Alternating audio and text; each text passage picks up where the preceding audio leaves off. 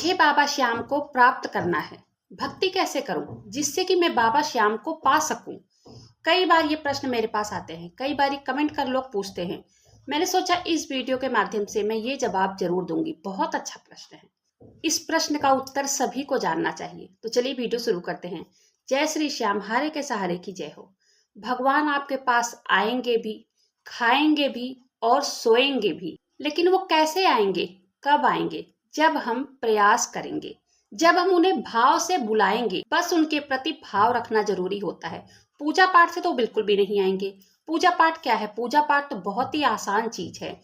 फूल माला ले आ लिए, देसी घी के दीपक जला दिए, प्रसाद चढ़ा दिए, इतने से ही नहीं आएंगे। उनके प्रति प्रेम रखना पड़ता है, प्यार रखना पड़ता है। जब उनके दरबार में जाने के लिए मन में व्याकुलता आ जाती है, जब उनके दरबार में जाने के लिए आंखों से अश्रु बहने लगते हैं, तब आप समझ जाइए कि आपने भगवान को पा लिया है। तब आप समझ जाइए कि आपकी पूजा स्वीकार हो रही है। जब आप खाटू धाम जाने के लिए मन में आपके व्याकुलता आ जाती है, तब बाबा श्याम भी आपको बुलाने में कोई कमी नहीं छोड़ते हैं। वो झटपट अपने दरबार में ऐसे बुलाते हैं कि जैसे पता ही नहीं चलता है कि कब टिकट हुई और कब आप उनके दरबार में पहुंच भी गए।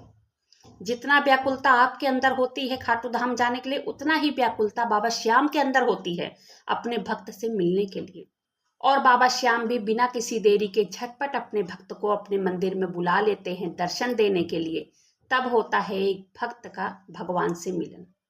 आज एक कहानी के माध्यम से आप सबको मैं बताऊंगी कि बाबा श्याम के नाम में, बाबा श्याम में कितनी शक्ति है, जिस कहानी को सुनकर आपका विश्वास बाबा श्याम के प्रति 100% बढ़ जाएगा। यह कहानी हरियाणा के रहने वाले सुमन जी की है। सुमन जी कहती हैं कि मेरा नाम सुमन है, मेरी उम्र कम से कम 35 वर्ष की इस समय हो गई है। मेरी शादी 25 साल की उम्र में हुई थी और जब मेरी शादी हुई थी मेरे मम्मी पापा बहुत ज्यादा गरीब हैं। हरियाणा में उनके पति जॉब करते हैं, जिस वजह से वो इस समय अपने पति के साथ हरियाणा में रह रही हैं और वो रहने वाली उत्तर प्रदेश की हैं। वो बताती हैं कि 25 साल की उम्र में जब उनकी शादी हुई थी, उनके मम्मी पापा बहुत गरीब थे और जब उनकी शादी हुई, शादी होकर के वो अपने ससुराल आई, तो उन्हें दहेज में कुछ भी नहीं मिला था। नाम मात्र की चीजें मिली थी, बस थोड़ी बहुत जो भी उनके मम्मी पापा की हैसियत में था उन्होंने दिया। लेकिन घर आकर के सास ससुर नंदे रोज रोज के ताने मारने लग गए कि क्या पाई है, मायके वालों ने तो कुछ दिया ही नहीं। ट्रक भेजा था लेकिन कुछ तो उस ट्रक में रखा ही नहीं, ना कोई दहेज दिया, ना कोई सामान दिया अपनी बेटी को। हमेशा की रोज के घर में लड़ाई, रोज के घर में झगड़ा, हमेशा सभी लोग ताना मारते। क्या लेकर के उतरी है? माँ बाप ने तो कुछ दिया ही नहीं। माँ बाप इतने भिखारी हैं कि बेटी को कोई सामान भी नहीं दिया। हमेशा का रोज रोज घर में लड़ाई होने लगी, रोज रोज घर में झगड़ा हो जाता था, घर में खाना पीना तक मुश्किल हो गया था। वो बताती हैं कि शादी के 2 साल के बाद एक बेटी पैदा हुई। घर का माहौल बद से बदतर होता जा रहा था। रोज रोज की लड़ाई, रोज रोज का झगड़ा, रोज रोज का कलेश। माँ बाप बहनों की बात मान करके मेरे पति भी मुझे मारते पीटते थे। वो मारते पीटते थे और अपना ड्यूटी के लिए वो घर से निकल जाया करते थे। साल साल 2-2 साल वो घर ही नहीं आते थे। कहते थे तेरा चेहरा देखने आओ। जब मैं फोन करती तो कहते तेरा चेहरा देखने आऊं, किस ले आऊं? मना कर देते थे। जो भी पैसा वो काम धाम करते वो अपने मम्मी पापा के पास भेजते थे। घर में रहना दूभर हो गया था, कहीं का कोई रास्ता ही नहीं था। सुमन जी कहती हैं कि ऐसे धीरे धीरे करके दिन बीत रहे थे। कुछ समझ में नहीं आ रहा था कि करूं तो क्या करूं। मायके भी नहीं जा सकती थी। सुमन जी से छोटी उनकी 3 बहनें थीं और एक भाई था जो सबसे छोटा था। अगर ये मायके जा करके बैठती तो तीनों बहनें की शादी कैसे होती? माँ बाप वैसे ही गरीब थे। सुमन जी कह रही थी कि मायके का रास्ता तो बिल्कुल बंद था मेरे लिए, मैं जाती तो कहाँ जाती, कुछ समझ में नहीं आ रहा था। ऐसे ही धीरे धीरे करके दिन बीतते गए। सुमन जी कहती हैं कि कभी साल 2 साल में अगर पति आते भी तो ढंग से बात भी नहीं करते थे, खाली माँ बाप की बात सुनते थे, सीधे मुंह बात तक नहीं करते थे। जी बताती हैं धीरे धीरे करके ऐसे ही दिन बीत रहे थे और उनके घर के पास में ही एक प्राइवेट स्कूल था। बच्ची का एडमिशन उन्होंने वहीं करवा रखा था और वहां पर जा करके वो अपनी बच्ची को लेने गई। उनकी बच्ची को भी लेने कोई नहीं जाता था। बच्ची भी छोटी थी, 3-4 साल की गुड़िया थी वो, और वहां पर बैठी थी। बच्ची की छुट्टी नहीं हुई थी तो वो बाहर वहीं बैठी थी एक पेड़ के नीचे, इंतजार कर रही थी अपने बच्ची का। गांव की एक औरत भी आई थी अपने बच्चे को लेने, तो ऐसे ही बातचीत होने लग गई। गांव में भी हर जगह खबर थी कि इनके घर में लड़ाई झगड़ा तू तू मैं सास बहू में लड़ाई झगड़ा हमेशा ही होती रहती है। कि क्या हाल चाल है कि बहुत बुरा है। क्या बताऊं, घर में रोज रोज के कलेश, रोज रोज के लड़ाई झगड़े देख देख करके मैं तंग आ गई हूँ।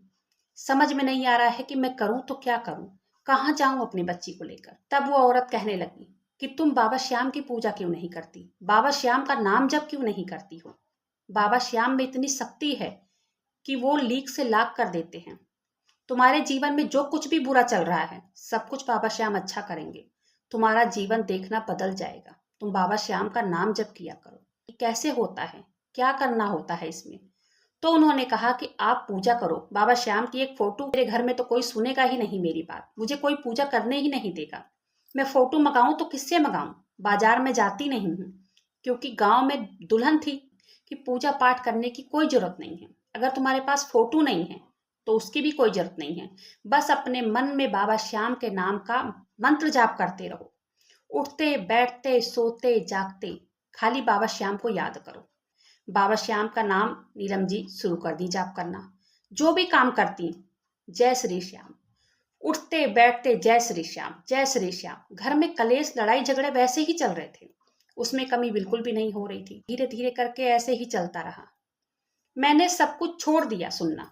जो कुछ बोलता एक कान से सुनती दूसरे से निकाल देती, क्योंकि मुझे श्याम नाम का सहारा मिल गया था। मुझे एक धैर्य सा आ रहा था, मुझे एक संतोष सा आ रहा था नाम जाप करते हुए। उठते बैठते श्याम नाम का जाती रही और कम से कम 3-4 महीने बीते। धीरे धीरे करके सास नंदों के भी बर्ताव में कोमलता आ गई। मेरी भी हरियाणा से वापस आए ड्यूटी। साल भर में 2 साल में आते थे, अब की बार 5-6 महीने में ही आ गए, क्योंकि उनके बाबूजी की तबीयत खराब थी, तो इसलिए वो ड्यूटी पर से घर आ गए। आकर के उन्होंने बाबूजी का इलाज वगैरह करवाया। बाबूजी उनके ठीक भी हो गए। धीरे धीरे करके सबके स्वभाव में नरमी आने लगी थी कि एक बार मेरे पति ने कहा चलो बाहर चलते हैं, घूम करके आते हैं, बाजार घूम करके आते हैं, तुम्हें कुछ कपड़े चाहिए तो ले लो, बच्ची के लिए कुछ कपड़े चाहिए तो चलो मैं दिला के लेके आता हूँ। मैं दंग रह गई। मुझे समझ में नहीं आ रहा था कि इतने दिन बीत गए, इन्होंने कभी मुझे बाहर ले जाने का जिक्र तक नहीं किया, और आज अचानक से कह रहे हैं कि चलो तुम्हें बाहर चाट पकौड़ी खिला के लाता हूँ, चलो तुम्हें कुछ कपड़े खरीद करके दिलाता हूँ। मैं भी चली गई उनके साथ। जा करके हम लोग सारा दिन घूमे टहरे, शॉपिंग किया हम लोगों ने। उसके बाद मैं अपने मन ही मन में खुश हो रही थी कि ये सब मेरे नाम जप का प्रताप है, ये सब मेरे बाबा श्याम का प्रताप है। उनका नाम जो भी व्यक्ति लेता है कभी भी नाम खाली नहीं जाता है। जिस भी कारण से कोई भी व्यक्ति अपने मन में ठान ले कि हे बाबा श्याम मुझे ये चीज मेरा आप कर दो, चाहे उसमें समय लगता है, एक दिन में नहीं होता, लेकिन एक दिन जरूर होता है। बाबा श्याम कृपा जरूर करते हैं। धीरे धीरे करके सबके स्वभाव में नरमी आ गई थी। ससुर भी बहुत अच्छे से बोलने लग गए थे, सासू माँ भी बहुत अच्छे से बोलने लग गई थी। और एक दिन मौका देख करके अपने सास से बोली कि मुझे बाबा श्याम के मंदिर जाना है, खाटू धाम जाना है, मुझे राजस्थान जाना है। सास ने कहा ठीक है, के पति ने कहा ठीक है कोई बात नहीं, चलो घूम के आते हैं। सास ससुर भी तैयार हो गए, नंद भी बोली मैं भी चलूंगी। अब पूरा परिवार की टिकट करवाया और सब लोग चले गए खाटू धाम दर्शन करने। वहां पर जा खूब रोई, खूब रोई। उन्होंने कहा कि मैं इतना रोई बाबा श्याम के आगे कि मैंने अपना पूरा हल्का कर दिया दिल, रो रो के उनके आगे खूब रोई। बाबा श्याम का धन्यवाद भी एक तरफ कर रही थी। बाबा श्याम आपकी कृपा मेरे ऊपर ऐसे ही बनी रहे, आप अपनी कृपा मेरे ऊपर ऐसे ही बनाए। और वो बाबा श्याम से ये भी कहने लगी कि बाबा श्याम अब की बार जब मेरे पति कमाने जाने लगे तो मुझे भी अपने साथ ले जाएं, मुझे यहाँ नहीं रहना। काफी साल हो गए गांव में पड़े पड़े, मैं अब उनके साथ रहना चाहती हूँ। और यही हुआ। जब उनके पति काम करने के लिए बाहर जाने लगे तो उन्होंने अपनी माँ से कहा कि मम्मी मैं ले जाऊं सुमन को अपने साथ, मुझे खाने पीने की दिक्कत होती है, शाम को ड्यूटी से आके खाना बनाना पड़ता है, थका मादा रहता हूँ, खाना बन नहीं पाता है, कभी कभी बिना खाए भी सो जाता हूँ। तो सुमन की सास ने कहा ठीक है ले जाओ, कोई बात नहीं है। तो उनके पति सुमन जी के पति सुमन जी को उनकी बेटी को लेकर के जहाँ काम करते थे, जहाँ उन कमरा लिया था उन्होंने किराए पे, अपनी पत्नी को अपनी बच्ची को लेकर साथ आ गए। और सुमन जी बताती हैं कि मैं अपने पति के साथ अपनी बच्ची को लेकर उन्हीं के साथ आ गई। यहाँ पे खुशी खुशी हम सब रह रहे हैं, ना कोई कलेश है, ना कोई लड़ाई झगड़ा है।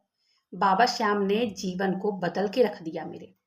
कहाँ मैं वहां पर घुट घुट के जीती थी कि सास ससुर नंद के उठते बैठते ताने मिलते थे मेरे। अब तो घर में कोई चर्चा भी नहीं करता कि तुम्हारे बाप ने क्या दिया है, तुम्हारी माँ ने क्या दिया है, तुम दहेज में क्या लेकर आई हो। अब कोई चर्चा भी नहीं करता है। अब सभी सुमन जी को बहुत अच्छे से रखते हैं, बहुत प्यार करते हैं। उनके एक बेटा भी है, बेटा भी 5 साल का हो गया है।